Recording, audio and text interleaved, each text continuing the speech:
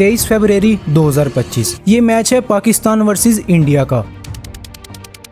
8 साल बाद ये दोनों टीमें वापस से चैंपियंस ट्रॉफी में टकरा रही हैं, जहां पाकिस्तान अपनी फाइनल विक्ट्री को रिवाइज करने आया है और इंडिया उस हार का बदला लेने के लिए। पाकिस्तान की तरफ से ओपनिंग करने के लिए ग्राउंड में इंटर होते हैं इमामुल हक और बाबर आजम। बट वेट, इमामुल हक और बाबर आजम क्यों? पिछली बार के हीरो फखर जमान किधर हैं? 19 फरवरी 2025 इसी चैंपियन ट्रॉफी में पाकिस्तान का पहला मैच अगेंस्ट न्यूजीलैंड, जिसके पहले ही ओवर में फील्डिंग करते हुए फखर जमान इंजर्ड हो जाते हैं। ऑलरेडी पाकिस्तान के star opener Saim Ayub injured थे और अब फखर जमान भी इंजर्ड होकर ग्राउंड से बाहर जा रहे थे। पाकिस्तानी फैंस के लिए ये काफी दुख की बात थी, क्योंकि फखर जमान इकलौते ऐसे प्लेयर थे जो चेज में फर्क पैदा कर सकते थे। फिर उसके बाद तो जो हुआ उससे पूरा पाकिस्तान वाकिफ है। पाकिस्तान अपने ही होम ग्राउंड पर होने वाले टूर्नामेंट में सबसे पहले एलिमिनेट होने वाली टीम बन गई। अब जब नेक्स्ट वर्ल्ड कप आने वाला है तो फखर जमान टीम के परमानेंट प्लान का हिस्सा नजर आ रहे हैं। इसीलिए आज हम देखने वाले हैं कि क्या फखर जमान ओडीआई वर्ल्ड कप में पाकिस्तान की तरफ से ओपन कर पाएंगे, या हमें हर बार की तरह इस बार भी टीम सिलेक्शन से पहले ड्रामा देखने को मिलेगा। आप में से कई लोग चैनल को सब्सक्राइब नहीं करते, सो अभी चैनल को सब्सक्राइब कर लें। Thank you.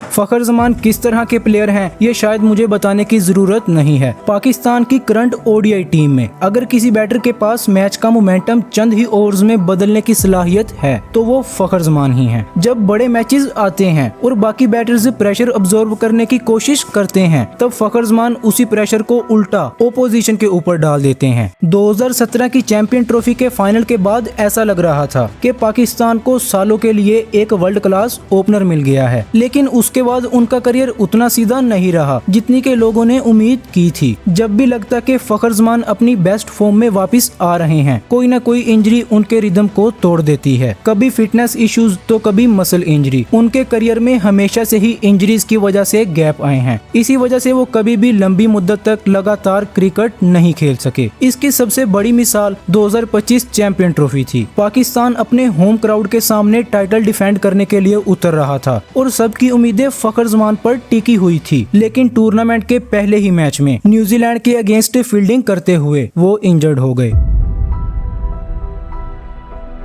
जिसके बाद पाकिस्तान का बचा कुचा प्लान भी खत्म हो गया। उस वक्त साइम अयूब भी इंजरी की वजह से स्क्वाड का हिस्सा नहीं थे, यानी पाकिस्तान के दोनों अटैकिंग ओपनर्स एक ही टूर्नामेंट में टीम से बाहर हो गए और पाकिस्तान भी अपने होम ग्राउंड में बिना किसी विक्ट्री के इस टूर्नामेंट से बाहर हो गया। लेकिन इस सब के बावजूद जब भी फखर जमान को मौका मिला, उन्होंने बार बार दिखाया कि उनके बैट में अभी भी वो ताकत और फेयरलेस इंटेंट मौजूद है जिसने कभी दुनिया के बेहतरीन बॉलिंग अटैक्स को भी परेशान कर दिया था। चाहे पीएसएल हो या इंटरनेशनल क्रिकेट, उनकी बैटिंग का स्टाइल नहीं बदला। पहली बॉल से पॉजिटिव इंटेंट, पावर प्ले का पूरा फायदा और बॉलर्स को डिफेंसिव फील्ड लगाने पर मजबूर कर देना, ये सब आज भी उनकी पहचान है। हाँ, एक चीज जरूर बदली है, अब फखर जमान पहले की तरह हर सीरीज का हिस्सा नजर नहीं आते। कभी फिटनेस, कभी वर्कलोड मैनेजमेंट और कभी टीम कॉम्बिनेशंस उन्हें प्लेइंग 11 से दूर कर देती है। इसी वजह से उनकी बैटिंग जितनी इम्पैक्टफुल रही है, उतनी ही उनकी प्रेजेंस इनकंसिस्टेंट रही है। और शायद इसीलिए आज के टाइम पर सबसे बड़ा सवाल यही है कि क्या पाकिस्तान 2027 वर्ल्ड कप की प्लानिंग फखर जमान के साथ करेगा? अगर पिछले 15 साल की हिस्ट्री देखी जाए तो पाकिस्तान शायद ही कभी एक स्टेबल ओपनिंग पेयर के साथ लंबी मुद्दत तक खेल सका हो। हर 2 या 3 साल के बाद एक नया ओपनर आता है, कुछ इनिंग्स खेलता है, फिर या तो फॉर्म खो देता है या इंजरी का शिकार हो जाता है, या सिलेक्शन की पॉलिटिक्स उसे टीम से बाहर कर देती हैं। एक दौर में मोहम्मद हफीज और अहमद शहजाद ओपनिंग करते थे, फिर अजहर अली को ओपनर बनाया गया, उसके बाद फखर जमान आए और लगा कि पाकिस्तान को फाइनली एक लॉन्ग टर्म ओपनर मिल गया है। लेकिन इंजरीज और प्लानिंग की कमी की वजह से वो स्टेबिलिटी भी ज्यादा देर तक कायम नहीं रह सकी। फिर इमामुल हक आए, अब्दुल्ला शफीक को ट्राई किया गया, साइम अयूब को लाया गया और कुछ मैचेस में बाबर आजम तक को ओपनिंग करनी पड़ी। हर कुछ अरसे बाद पाकिस्तान एक नया एक्सपेरिमेंट शुरू करता रहा है और जब तक वो सेटल होने लगते हैं, एक और नया एक्सपेरिमेंट सामने आ जाता है। रिसेंट टाइम्स में पाकिस्तान में ओडीआईज में साहिबजादा फरहान और मां सदाकत को ट्राई किया गया है। ये दोनों ही काफी अच्छे प्लेयर हैं और नेचुरली अटैकिंग माइंडसेट के साथ खेलते हैं, लेकिन क्या इस टाइम पर नए ओपनर्स ट्राई करना सही रहेगा?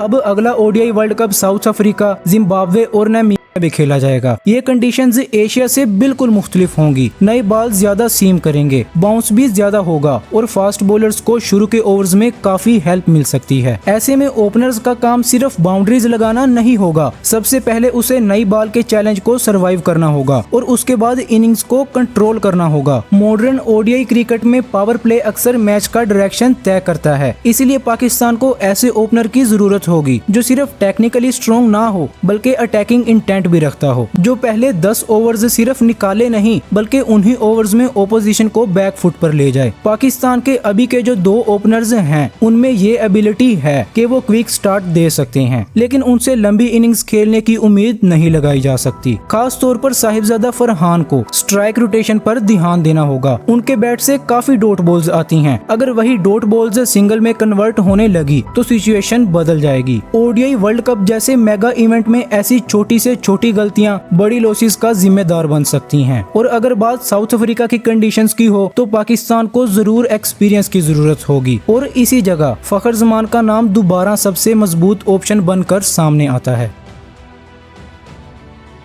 अगर वो फिट रहते हैं तो उनके पास वो अटैकिंग माइंडसेट है जो साउथ अफ्रीकन कंडीशंस में भी बॉलर्स को प्रेशर में डाल सकता है, लेकिन अगर फिटनेस फिर से उनका साथ ना दे तो पाकिस्तान को एक ऐसा ओपनर ढूंढना होगा जो एक्स्ट्रा बाउंस, सीम मूवमेंट और हाई पेस के अगेंस्ट भी उतने ही कॉन्फिडेंस के साथ बैटिंग कर सके। अब सवाल सिर्फ फखर जमान का नहीं, उनके ओपनिंग पार्टनर का भी है। अगर फखर जमान ओपनिंग करेंगे तो उनके साथ कौन ओपन करेगा? देखो, साहिबजादा फरहान और मां सदाकत दोनों ही टैलेंटेड प्लेयर्स हैं, लेकिन इतने बड़े टूर्नामेंट में उन्हें खिलाना बेवकूफी होगी। पाकिस्तान को एक्सपीरियंस प्लेयर की जरूरत होगी जो साउथ अफ्रीका में खेल चुका हो। साइम अयूब और फखर जमान की left handed opening pair opposition के लिए काफी डेंजरस साबित हो सकती है। दोनों नेचुरली अग्रेसिव हैं, पावर प्ले का फायदा उठाना जानते हैं और अगर दोनों अच्छी शुरुआत दे दें तो सिर्फ 10 ओवर्स में मैच का मोमेंटम पाकिस्तान की तरफ आ सकता है। पर मसला ये है कि साइम अयूब ने अभी तक खुद को बड़ी स्टेज पर प्रूव नहीं किया। वो ऑलरेडी एशिया कप और T20 वर्ल्ड कप में फ्लॉप हो चुके हैं, तो ओडीआई वर्ल्ड कप में उन्हें लेना रिस्की हो सकता है। वो ऑलरेडी टेक्निक में काफी स्ट्रगल कर रहे हैं और अगर पाकिस्तान को टेक्निकली सॉलिड प्लेयर चाहिए तो अब्दुल्ला शफीक को खिलाया जा सकता है। अब्दुल्ला शफीक की गेम फखर जमान से बिल्कुल मुख्तलिफ है। वो टेक्निकली मजबूत बैटर हैं, नई बॉल को अच्छी तरह लीव करना, बाउंस को हैंडल करना और लंबी इनिंग्स खेलना उनकी सबसे बड़ी स्ट्रेंथ है। साउथ अफ्रीकन कंडीशंस में इस तरह के बैटर और भी ज्यादा वैल्यूएबल हो जाते हैं। अगर एक एंड से अब्दुल्ला शफीक इनिंग्स को स्टेबिलिटी दें और दूसरे एंड से फखर जमान अपनी नेचुरल अटैकिंग गेम खेलें तो पाकिस्तान के पास एक बैलेंस्ड ओपनिंग पेयर तैयार हो सकता है। पर इसमें भी एक मसला है और वो है कि अब्दुल्ला शफीक अपनी फॉर्म में स्ट्रगल कर रहे हैं। उन्हें टेस्ट में चांस नहीं दिया जा रहा तो ओडीआई में तो कैसे ही दिया जाएगा? तो ये काम मैं आप पर छोड़ता हूँ। फखर जमान अगर फुली फिट हों तो उनके साथ किस प्लेयर को ओपन करना चाहिए मुझे कमेंट्स में जरूर बताना और साथ वजह भी जरूर बताना। साइम अयूब, अब्दुल्ला शफीक, मां सदाकत, साहिबजादा फरहान का नाम मैंने इस वीडियो में लिया है। बाकी इनके अलावा अगर कोई प्लेयर इनसे बेहतर हो सकता है तो वो भी कमेंट्स में जरूर बताना। एंड अगर आपको क्रिकेट से रिलेटेड अपडेट्स जाननी होती हैं तो आप मेरा व्हाट्सएप चैनल भी ज्वाइन कर सकते हो जिसका लिंक मैंने डिस्क्रिप्शन में दे रखा है।